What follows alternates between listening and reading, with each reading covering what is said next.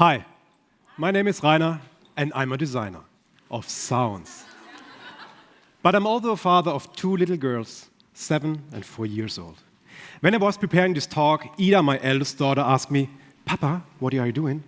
And I said, "Well, I'm preparing a talk about sounds we hear every day, the quiet one and the loud one."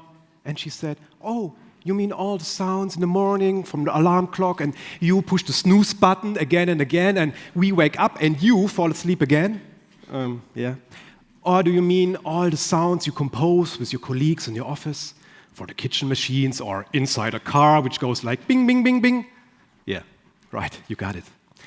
You can imagine as a sound design dad, your kids are one time your first revisers of your work, and they are so extremely honest, but it's good. When I think about my childhood, the first time I came in contact with a sound which has burned in my memory, it was the tuning fork in the boy choir at the singing lesson warm-up. La. It sounded better when I was younger. It was the first time I experienced how sound and music touched the heart of the people. I re-experienced this function of sound within my later accordion lessons and with my music bands, hip-hop and electro-rock. What else as a teenager in the 90s? In my early 20s, I discovered the same passion I had for music, for design, corporate design, branding, all this stuff. And so I decided to study something. In South Germany, we would say, was Gescheites, something proper, where I earned study money.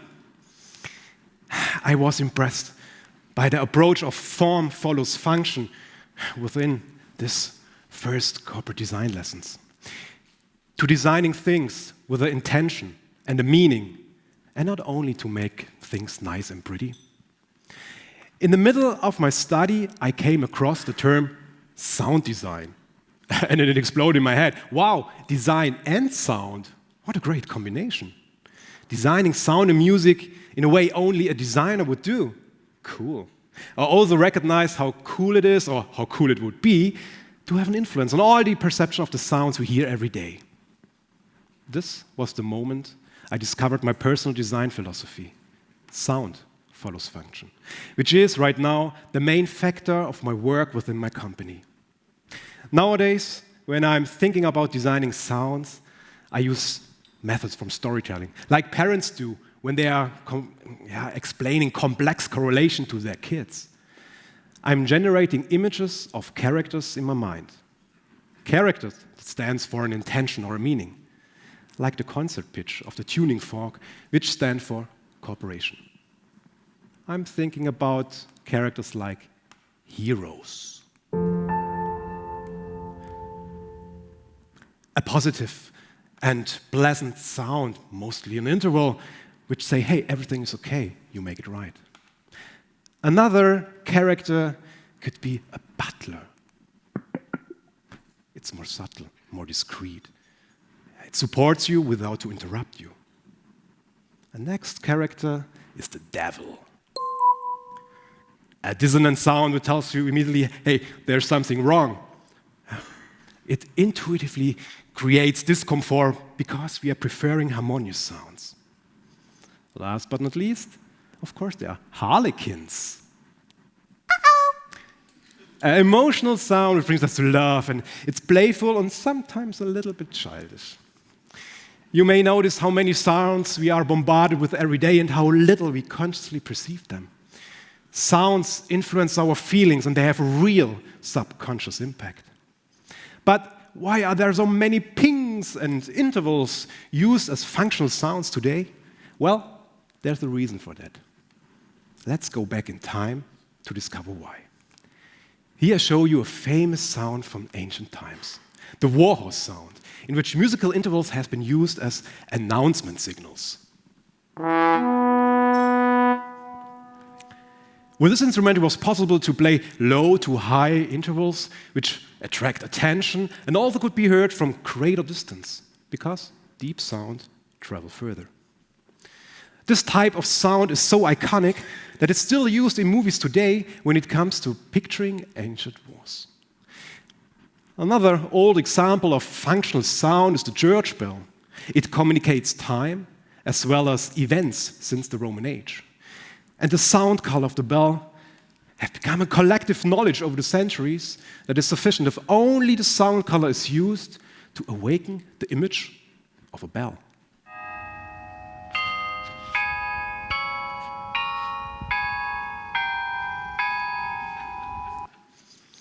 Apropos loudspeaker. In the course of the development of loudspeaker technology, a lot of simple sounds appeared in our world. And especially at the beginning of the personal computer age, it was an easy way to communicate functions and to attract attention.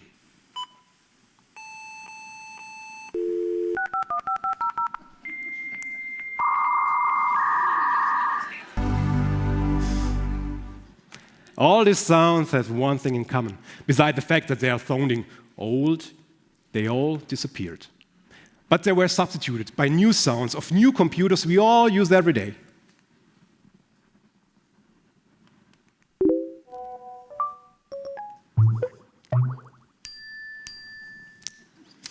Of course, my kids are used to this new kind of computers too, and they love to play games, the new games on the iPad, for example.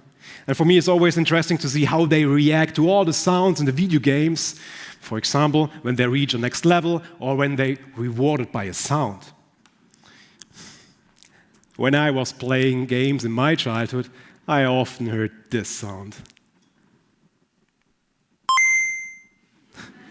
Does anyone recognize it?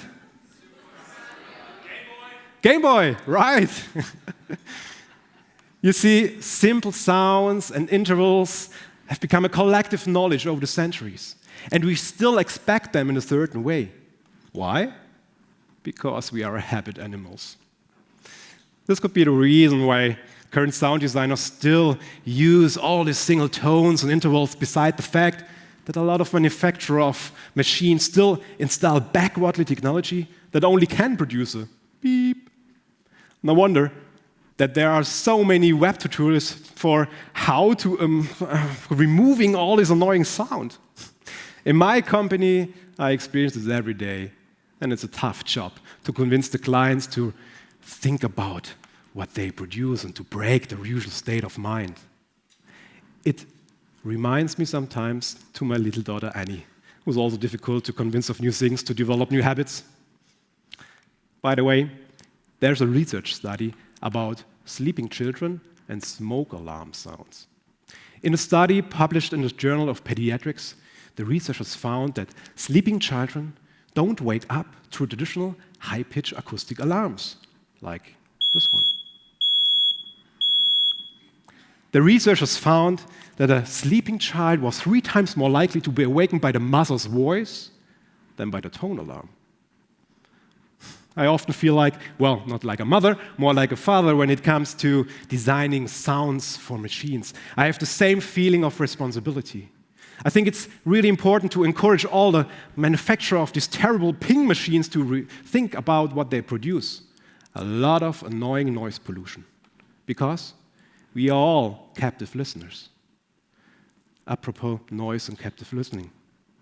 For those who live here in Austria, it's the usual thing that a siren test of the fire brigades takes place every Saturday at 12 o'clock.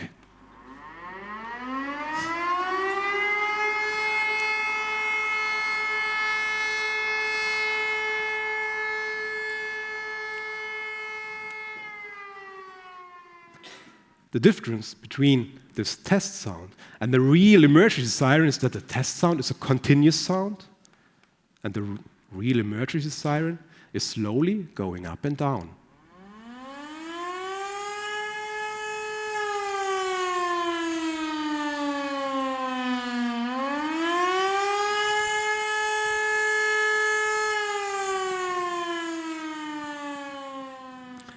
I wonder how do people respond to this real emergency sound in a real case. Do they only hear it and ignore it, or do they listen and understand the situation and act on it? Because hearing is through our ears, but listening is through our mind. And as Julian Drescher, a well-known sound expert and a colleague of mine, said, listening is an activity. It's not passive. We are creating the world by listening all the time. Think about how often we switch off all the sounds of our surrounding every day because it's the natural way of our brain to protect us from a sensory overload. With this knowledge, we should all be aware that sound always affects our perception. And that sounds evoke emotion and attract our attention in dangerous but also in harmless situations. And how important it is to create sound that helps us and not confuse us. So let's design the audible world of our kids in a more responsible way, in a way that sound follows the function. With this in mind, it's also important to think about